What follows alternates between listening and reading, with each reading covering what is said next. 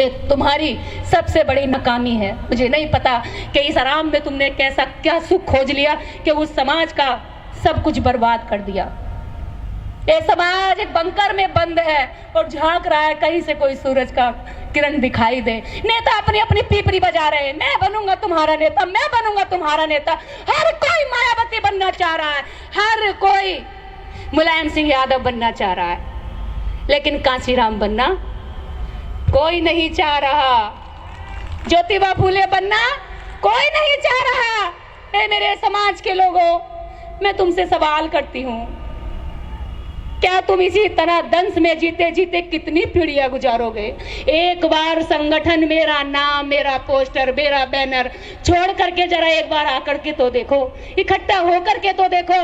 तुम मुझसे कहोगे कि निर्दय झाड़ू लगानी है इस मंच पर, मैं झाड़ू लगा दूंगी। तुम कहोगे कि ये झूठे बर्तन धोने हैं समाज के, मैं सारे बर्तन धो दूंगी। लेकिन मेरी हाथ जोड़कर अपील है कि इकट्ठे हो जाओ, समाज को इकट्ठा करो। बने बनाए मंचों पर भाषण जी भी मत बनो, मत बनो भाषण जी भी। इन भाषणों से पेट ना भरेगा, अधिकार ना बचेगा। अधिकार तुम्हारी ये आम जनता बचाएगी, और ये आम जनता उस दिन कूच कर जाएगी। दिल्ली नहीं, दुनिया के जिस कोने में बुलाओगे उस कोने में आ जाएगी, जिस दिन तुम इसमें जाके अपनी विश्वसनीयता कायम कर दोगे। तुम्हारे दुश्मन ने उसमें विश्वसनीयता कायम कर दी।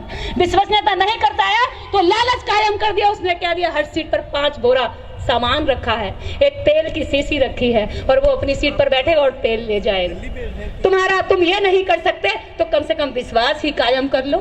तुम्हारे वो अपने हैं, तुम्हारा खून है, तुम्हारी पीढ़ी दर पीढ़ी संतानें और तुम्हारे पूर्वज सब उसी व्यवस्था से सताए हुए लोग हैं, तो तुमसे तो वो और जल्दी गले नहीं लेंगे। वो तुम्हें रोटी भी खिलाएंगे, अपने घर का जो घी बचा हुआ है वो भी तुम्हारी थाली में डाल देंगे। जाकर के तो देखो उनके बीच में, वो खुद सूखी रोटी खा लेगा, तुम्हें अपनी पतीली की सबसे अच्छी सब्जी खिलाएगा। एक बार जाके तो देखो। मुझसे ज्यादा लिटरेसी वर्ड बोले नहीं जाते, बोल सकती हूँ, लेकिन मैं कोशिश करती हूँ उन शब्दों को बोलने की जिनसे मैं दुखी हूँ, जो मेरी वास्तविकता है, जो मैंने देखा है।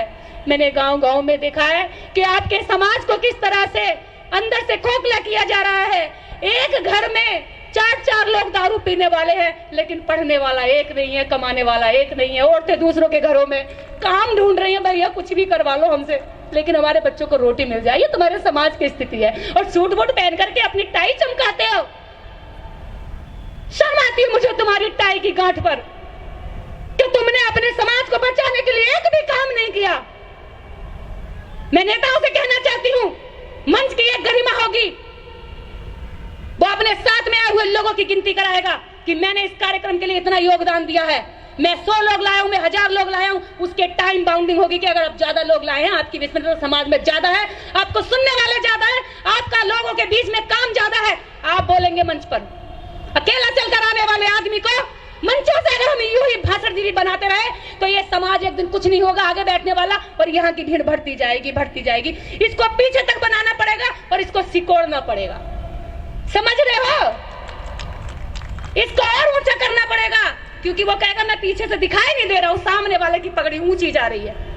गर्दन झुकाएगा, मैं तो रह गया, मेरा मुंह आ जाए। अरे मेरा मुंह मत लो, कहीं भी कहीं मत लो मेरा नाम।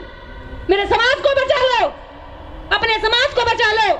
ये पीढ़ियां वरना तुम्हें आने वाली आगे जाकर के उन्हीं जगहों पर जूते मारेंगे जहां तुम्हें दफनाया जाएगा, और कहेंगे मुझको अपनी ताप देता रहा, कपड़ों को व्हाइट करता रहा और अधिकारों को खा गया सारे।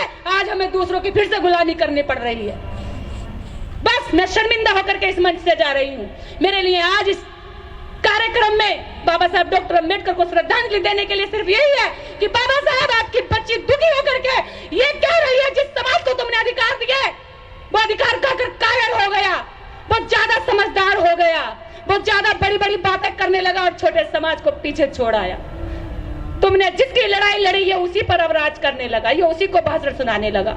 बस बाबा साहब डॉक्टर अम्बेडकर के इस कारवां को आगे बढ़ाने के लिए अगर जिस किसी के दिल में दर्द उठता हो ना, तो सामने आकर के कहे, और कहे कि हम अगर महीने में 4 छुट्टी मिल रही है तो 2 छुट्टी मेरी समाज की और 2 छुट्टी मेरे बीवी बच्चों की, और 2 दिन गांव में जाकर के काम करे। तब देखिए कि आपकी कितनी बड़ी आवाज उठती है। इतना बड़ा समाज और यहाँ देखो तो कुछ भी नहीं। अरे पूरे गांव, जब आप गांव में जाओगे ना तो 99% ओबीसी और एससी मिलेगा, और जब शहर की पोस्ट कॉलोनियों में जाओगे तो 99% आपको सवर्ण क्लास मिलेगा, और आप जीरो, अठन्नी भरवी नहीं हो, चमन्नी भरवी।